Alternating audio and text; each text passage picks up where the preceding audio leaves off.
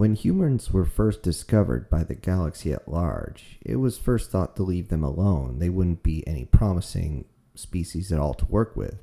However, working side by side with them a little bit, they found out that many of these humans were stronger, faster, and much more intelligent than they gave credit for.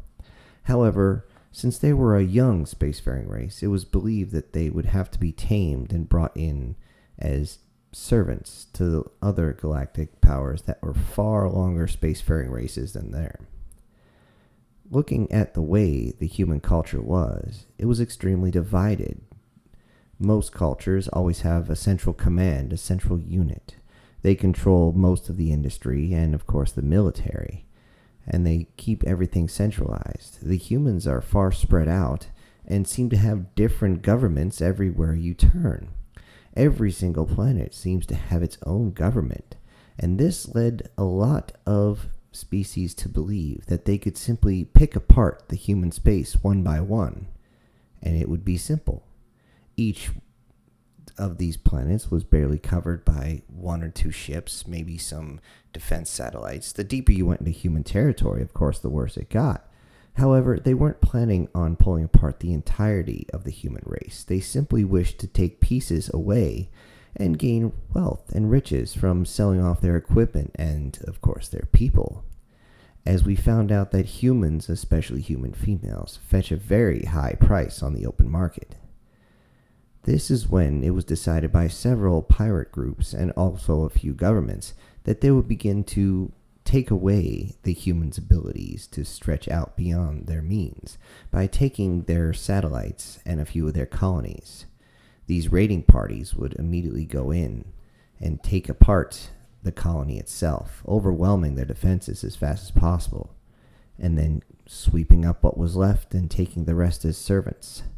Many of the human males were sent into gladiatorial combat and were forced to fight under pain of death.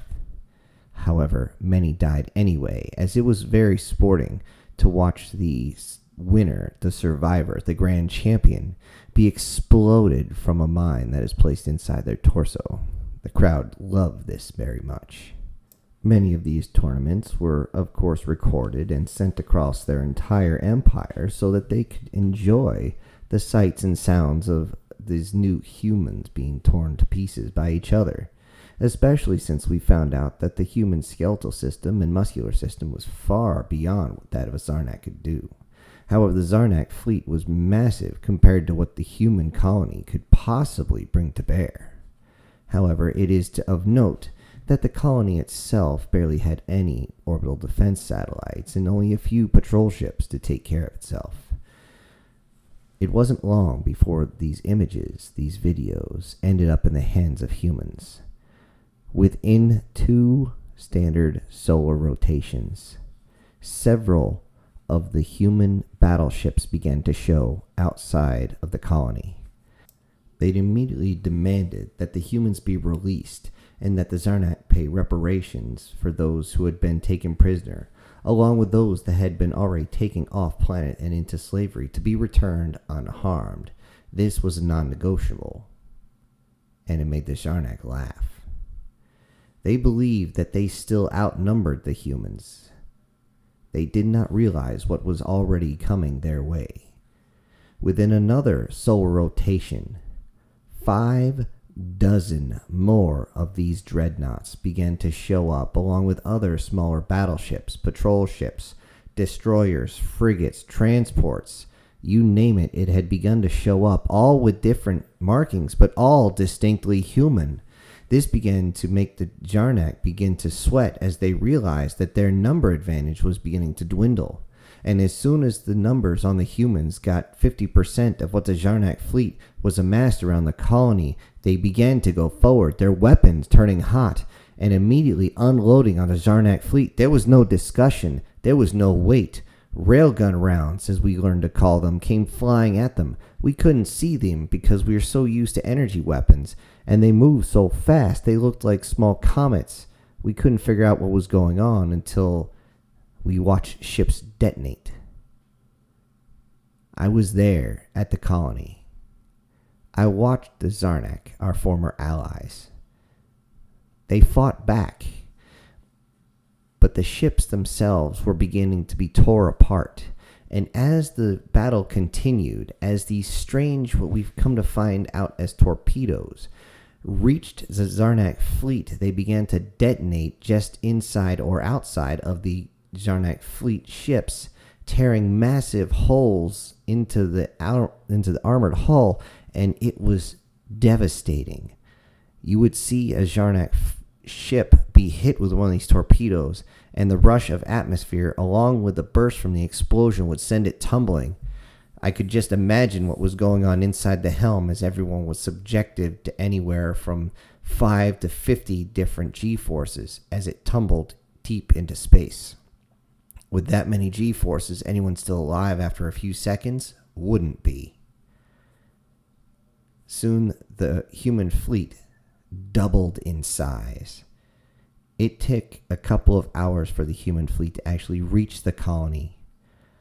Our captain sent out a call that said, "We are not part of the Zarnak fleet." He even sent a video showing what we looked like so we would not be confused. We stood down and agreed to be searched as we watched the rest of the Zarnak fleet begin to withdraw from the colony. They couldn't even pick up the transport ships that were coming off the planet as those on the planet began to run. The humans, in their unadulterated rage, began to go over the planet, and we thought they had dropped life pods on the planet. We had no idea that what was waiting for them on the planet was pure hell. Instead of life pods, these were pods full of Terran soldiers. They jumped out of their pods in their massive suits and began to start laying waste to anything that was not human. The Zarnak attempted to fight back, but they were not outfitted for something like this. They thought the colony was just going to be an easy victory. They would enjoy themselves for a year, maybe two, and then simply move on to the next, taking all the riches with them. But they thought that the humans were divided. I found out they were. The humans that got to the colony we know now as Hesperus 11, was just a simple outpost. It had only been a colony for approximately 7 of their rotations. That's all. It barely had anything built up around it. Now that the Zarnak are completely obliterated, as the human fleet massed around the colony, saved their own people, slaughtered all the Zarnak there, and then followed the Zarnak back to their home planet and exterminated everyone on their home planet. All that is left is a couple of colonies. We asked the humans for leniency, and they granted it. We gave them information, and they gladly took it. We asked them to help our wounded, and they quickly did. They even cared for our young and our old that were still there. This sudden change, this opposite side from the sheer rage of what I saw from on the ground as these armored soldiers, even if they ran out of ammo, would use their weapons as clubs, and then they would run up and just grab onto one of the Zarnak and start ripping it from limb, even though they're bleeding from several different areas from all sorts of energy weapons, any type of concussive force. It didn't matter. They didn't stop. But they did for those who would not harm them first. And because of that, I found out the truth. Humans are divided. Upon breaking away from their planet, they went and created their own governments on different planets. At first, they were colonies, simple colonies of the homeworld. And yet the colonies claimed independence eventually. This may take a dozen, 24 solar rotations before that happens. But it happens. And they will become their own. As a colony becomes its own, it must defend itself. Every colony starts with just a few containers. These are basically just houses. Those who are in these buildings, these barracks, arm themselves with simple projectile weapons, and that is all. Eventually, they build up to walls. The walls have turrets. From those turrets, get more powerful weapons along with ground-to-air type of weapons to protect them. They build up to airfields, armored vehicles, so that they can patrol. Then eventually they start with small ships that can travel up into the atmosphere and protect the planet itself. These small patrol ships are all they have for a while. Once they have their orbital satellites in place, their defenses are set. They build great shipyards to create their massive ships above these planets, and each planet protects its own. You can tell the development of the planet by the number of defenses. It is amazing.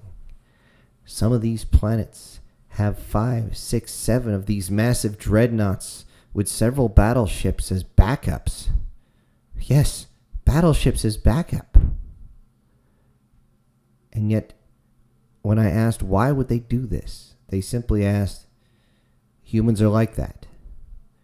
It took several cycles before they finally showed part of their history, and it turned out humans had been fighting amongst themselves for the better part of a millennia.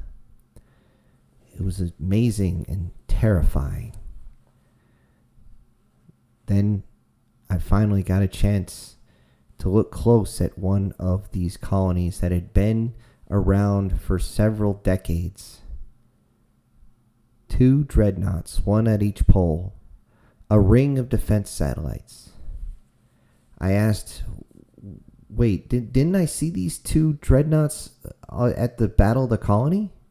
At Hesperus 11? The one leading me around chuckled. He laughed. It's a strange sound coming from a human. But he said, yes. Why would you leave your planet undefended? He said, we didn't. The orbital defense cannons were there. Yet the kicker is, you understand that when it comes to a mutual enemy, humans pull together very quickly. Humans will protect each other even though they're more than happy to hurt one another. I found this confusing and continue to ask more. However, I come to realize this is how the humans brought a fleet so quickly together. Every single one of their colonies, to include their own home world, had sent their own fleets out, and they had assembled at the colony to fight the Zeknot, and that is what caused their victory. We now trade with the humans, but we stay clear of their territory if we can help it. Very few times will we land our ships on their planets so that we can avoid the wrath of the humans, even though they have only come to us with all sorts of jovial expressions on their faces. We never take for granted the fact that humans can be very dangerous, especially as groups. The wolf pack, they called it. One wolf itself may not be much of a threat, but when it howls and it calls the rest of its wolves together, nothing survives that. Humans are a divided species, unless you piss them off.